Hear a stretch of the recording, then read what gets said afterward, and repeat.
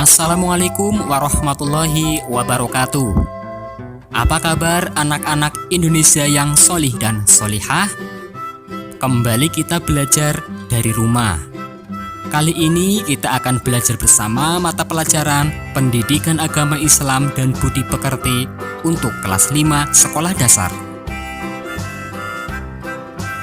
Namun sebelumnya, silakan bagi adik-adik sekalian yang belum subscribe, silakan tekan tombol subscribe dan jangan lupa untuk berkomentar dengan menulis nama kalian dan asal sekolah kalian.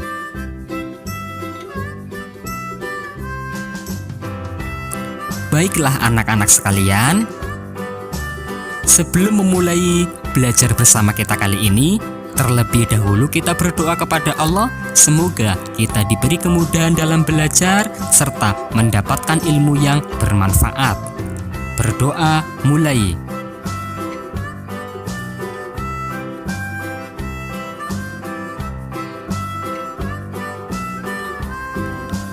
Anak-anak yang solih dan solihah, pada materi pertama di pertemuan kali ini kita akan belajar bersama tentang surat At-Tin. Al-Quran adalah wahyu Allah Subhanahu wa Ta'ala yang diturunkan kepada Nabi Muhammad SAW melalui perantara malaikat Jibril. Al-Quran berfungsi sebagai pedoman hidup umat Islam. Memahami isi Al-Quran sangatlah penting. Rasulullah SAW pernah bersabda yang artinya, "Aku telah meninggalkan pada kamu sekalian dua perkara yang kamu tidak akan sesat selama kamu berpegang teguh kepada keduanya, yaitu kitab Allah, yaitu Al-Quran, dan sunnah nabinya." Tahukah kalian siapakah makhluk Allah Subhanahu wa Ta'ala yang paling mulia itu? Siapakah yang paling mulia di alam ini? Ya, manusia. Allah Subhanahu wa Ta'ala menyempurnakan penciptaan manusia dengan akal dan pikiran. Mari bersama-sama terlebih dahulu kita menghafal, membaca surat At-Tin. Bismillahirrahmanirrahim. Wat-tini waz-zaytun wa-turi sinin wa hadzal baladil amin. Laqad khalaqnal insana fi ahsani taqwim. ثم رددناه أسفل سافلين إلا الذين آمنوا وعملوا الصالحات فلهم أجر غير ممنون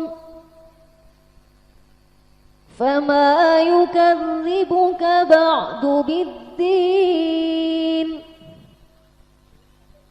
أليس الله بأحكم الحاكمين.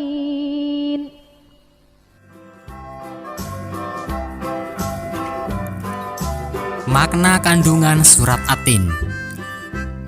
Latar belakang turunnya surat At-Tin berkaitan dengan pertanyaan para sahabat tentang balasan amal orang yang sudah tua, renta, atau pikun. Diriwayatkan oleh Ibnu Jarir dari Al-Aufi yang bersumber pada Ibnu Abbas, surat At-Tin turun berkaitan dengan pertanyaan para sahabat tentang balasan amal orang yang sudah pikun. Di antara sahabat Rasulullah Shallallahu Alaihi Wasallam banyak orang tua. Mereka merasa takut tidak mendapatkan pahala atau tidak menjadi ahli surga jika mereka mengalami masa pikun.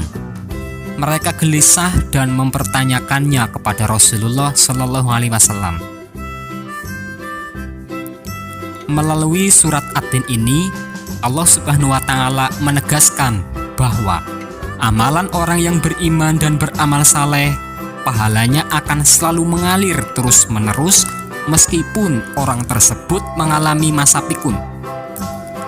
Masa pikun adalah kondisi seseorang yang sudah tua dan memiliki pikiran yang tidak stabil. Sifat pikun biasanya ditandai dengan sering lupa. Misalnya dalam amal ibadah, orang pikun tersebut tidak ingat lagi waktu sholat atau puasa. Surat At-Tin juga mengajarkan kita bahwa Allah Subhanahu wa taala menciptakan manusia dalam bentuk yang paling baik. Allah Subhanahu wa taala mengingatkan manusia terhadap nikmat yang telah diberikan kepadanya. Semua itu harus selalu diingat agar manusia tidak terjerumus dalam kehinaan. Orang yang selamat dari kehinaan adalah orang yang selalu beramal sholih. Mereka akan mendapatkan kemuliaan di sisi Allah Subhanahu wa taala. Berikut kami sampaikan kandungan dari surat At-Tin. Ayat pertama, kedua, dan ketiga menyatakan sumpah Allah Subhanahu wa taala atas nama At-Tin, Az-Zaitun, dan At-Turi Sinin. Menurut sebagian ahli tafsir, Tin ialah tempat tinggal Nabi Nuh alaihi salam, yaitu kota Damaskus yang banyak ditumbuhi pohon tin atau aro. Tin adalah buah yang enak dan lembut, serta cepat dicerna. Ia menjadi obat yang banyak pemanfaatnya. Sedangkan zaitun adalah Baitul Maqdis, tempat suci kedua umat Islam yang berlokasi di Yerusalem atau Palestina, yang ditumbuhi pohon zaitun. Zaitun adalah buah yang memiliki keistimewaan karena kandungan minyaknya yang berlimpah, sehingga dapat dipergunakan di daerah yang kurang memiliki minyak.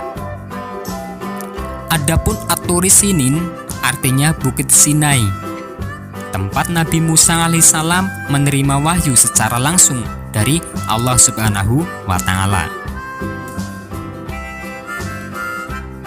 Pada ayat ketiga, Allah Subhanahu wa taala bersumpah atas nama kota Mekah, yaitu daerah yang penuh berkah dan di dalamnya terdapat Baitullah atau Ka'bah.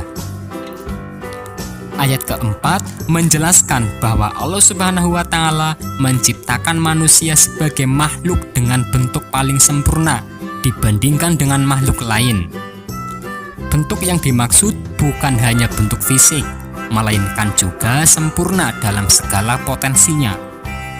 Manusia tidak hanya diberi akal untuk berpikir, tetapi juga diberi potensi nafsu, sehingga manusia mampu berkreasi untuk memenuhi kebutuhan hidupnya. Bagi Allah Subhanahu wa taala, manusia sempurna adalah manusia untuk memenuhi kebutuhan hidupnya.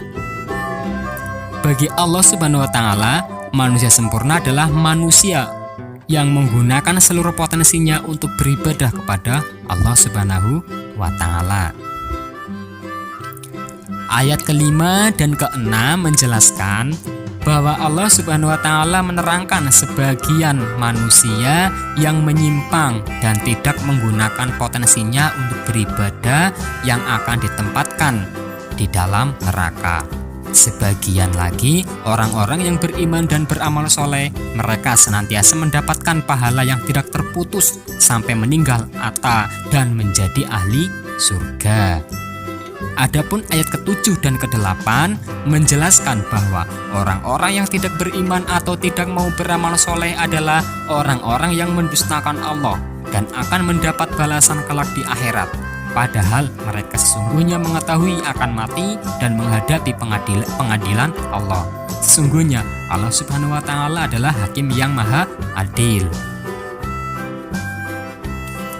Kesimpulan dari kandungan surat At-Tin ini adalah: yang pertama, manusia adalah makhluk yang diciptakan Allah paling baik bentuk rohani dan jasmaninya. Allah Subhanahu wa taala akan menempatkan manusia ke tempat yang paling hina, yaitu neraka bagi orang-orang yang tidak mau beriman dan beramal soleh.